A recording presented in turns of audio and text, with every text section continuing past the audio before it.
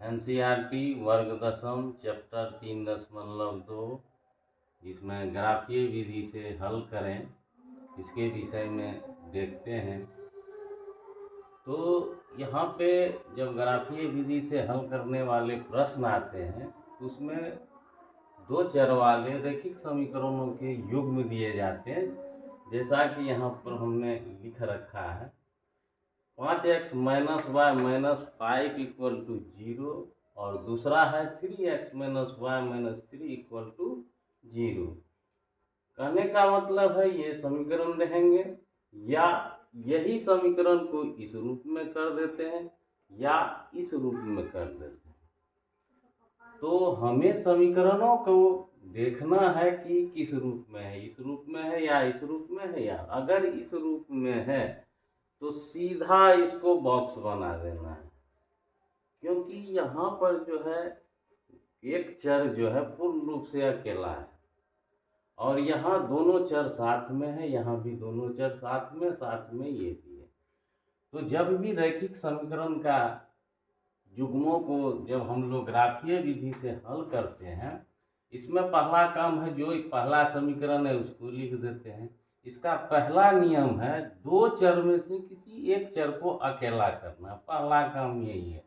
जैसा कि हम यहाँ पर देखते हैं, अपने हिसाब से देख लेना है कि कौन सा तुरंत जो है अकेला हो जाए। इसको अकेला करने में थोड़ा परेशानी होगी, तो हमने क्या किया, यहाँ से y को 0 कर दिया, यानी यहाँ प्लस y ऐड किया तो बराबर है, तो जो काम इधर करेंगे वही काम इधर करना। अगर यहाँ प्लस y ऐड करते हैं ये कैंसिल हो जाता है और यहाँ प्लस y आ जाता है, जैसा कि हम देख रहे हैं।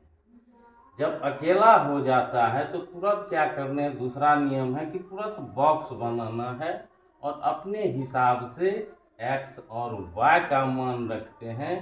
तो यहाँ थोड़ा सावधानी रखना है कि अकेला वाला का मान नहीं रखना है, यहाँ पे साथ वाले चर का मान रखना है, साथ वाले चर का मान रखना, क्योंकि इसका रखने की स्थिति में क्या होगा कि फिर पुनः हमको सरल करना पड़ जाएगा।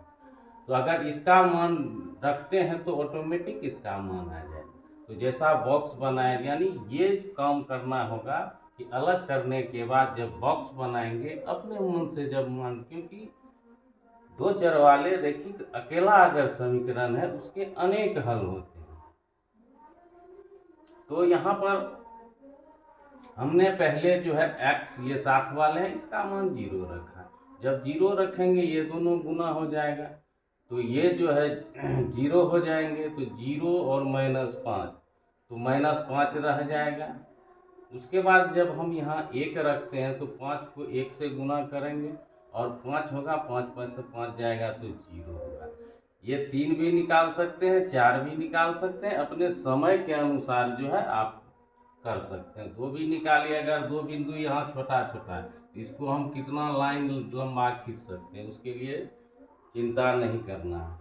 अब जो है यह बिंदु है इसको जो है इस प्रकार से लिखेंगे या अपने भाषा में भी आप, लेकिन इसका मेंशन कर देना है कि ये जो प्राप्त बिंदु हैं इनको जो है नाम लिख दिए हैं जो भी लिखे हैं। तो यहाँ पे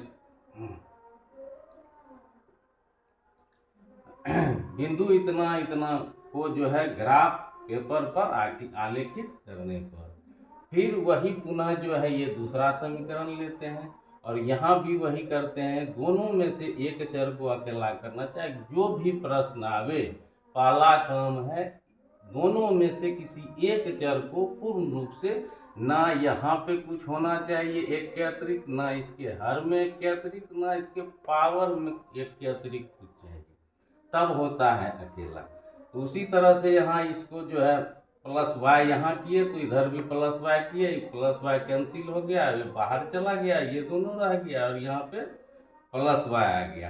पुनः फिर जो है साथ वाले में हमेशा मान रखेंगे, अकेला का मान रखने से मान निकलेगा लेकिन उसको पुनः जो है हमें सरल करना होगा। उसके बाद देखते हैं कि x का मान जब 0 रखा जाता है तो ये तो 0 हो गया और -3 रह जाता है।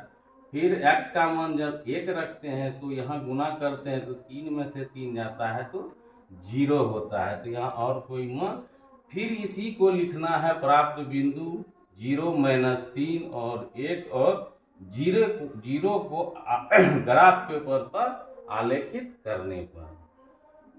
तो जब ग्राफ पेपर पर करते हैं तो इसमें सबसे पहले ये दोनों का मान देख लेना है कि इसमें बड़ा कौन है, यानी ये माइनस नहीं देखना है, यानी संख्या में जो है 5 है या इसमें भी नहीं है, तो 5 तक हमको जाना है। और यहाँ ऊपर और नीचे इसके बारे में आप लोग जानते ही होंगे।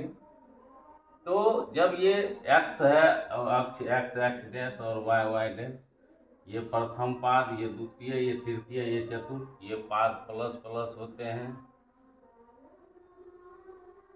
और ये माइनस प्लस होते हैं। और x का मान जो होगा दोनों ये प्लस, x और y दोनों जो है प्लस में होंगे, और यहाँ x का मान माइनस में आएगा और y का मान प्लस। या 3 में जो है दोनों माइनस माइनस होते हैं, और ये चतुर्थ में जो है ये x प्लस होगा और ये y माइनस होगा। तो इस पर भी बहुत सारे प्रश्न आते हैं, कौन किस पद में आए, चतुर्थ पाद में आते हैं किस में, ये देख तो हम उधर नहीं जाना है। तो सबसे पहले ये नियम को देखना है कि ये जो है, तो पहला काम है 2 चर में से अकेला कर देना। अकेला करने के बाद जो साथ में चर रहेंगे उसका मान पुट करेंगे, और सरल करने के बाद जो मान आएगा वो दूसरे चर का मान होगा। उसके बाद ग्राफ पेपर पर जो अंकित करने के बाद जो है, इस बिंदु को हम प्रतिस्थापित करते हैं। तो ये 0 है और ये -5 है, तो ये -5 y अक्ष नीचे आता है। इस अक्ष के नीचे जहाँ भी जाएंगे ये पूरा माइनस होगा, फिर ये पूरा भाग प्लस होगा x अक्ष, और ये पूरा प्लस होगा और ये पूरा भाग इधर माइनस होता है। तो जब बिंदु को पुट करते हैं तो ये बिंदु यहाँ आता है, यानी x 0 और यहाँ लिखा हुआ है। उसके बाद x 1 आता है और y 0, तो ये यहाँ है y तो ना ऊपर गया ना नीचे गया, अपने जगह पे रह गया। उसके बाद ये समीकरण का एक लाइन से दोनों बिंदु को मिलाते हैं और दोनों ओर तीर लगा करके समीकरण को लिखना पड़ता है। उसके बाद तो फिर पुनः इस बिंदु को प्रदर्शित करते हैं जो दूसरे समीकरण का है, वह है 0 और -3। ये 0 है और ये y -3 है, तो यहाँ आएगा, इस पर निशान लगा के मार्क कर देना है। उसके बाद दूसरा बिंदु है 1 और 0, ये पहले से ही बैठा हुआ है। उसके बाद इसको जब मिलाते हैं तो यहाँ पे प्रतिच्छेद करता है, तो प्रतिच्छेद बिंदु ही हल होते हैं, यानी इसके x y का मान ही हमारा क्या होगा, हल होगा। तो x यहाँ पे 1 आ रहा है तो x 1 हो जाएगा, और y हमारा 0 आया है, 0 होगा। अगर संपाती होगा, अगर संपाती आ जाते हैं एक ही, जैसे ये है, इसी पर ये दोबारा आ जाता, तो उसके लिए इस बॉक्स का कोई एक हल लिख देना, x और y में से ये एक बिंदु का जो निर्देशांक है वो उत्तर हो जाए। अगर पैरेलल आएगा तो उसमें लिख देंगे कोई हल नहीं, समांतर आएगा तो उसको लिख देना है कि, लेकिन इसमें जो भी आएगा तो आप निश्चिंत होके बनाइएगा, इसको अकेला करना है। और ये मान को साथ वाले में मान रखना है, हमेशा साथ वाला का मान रखा जाएगा पहले, उसके बाद ऑटोमेटिक ये अकेला का मान हमें प्राप्त होगा। धन्यवाद।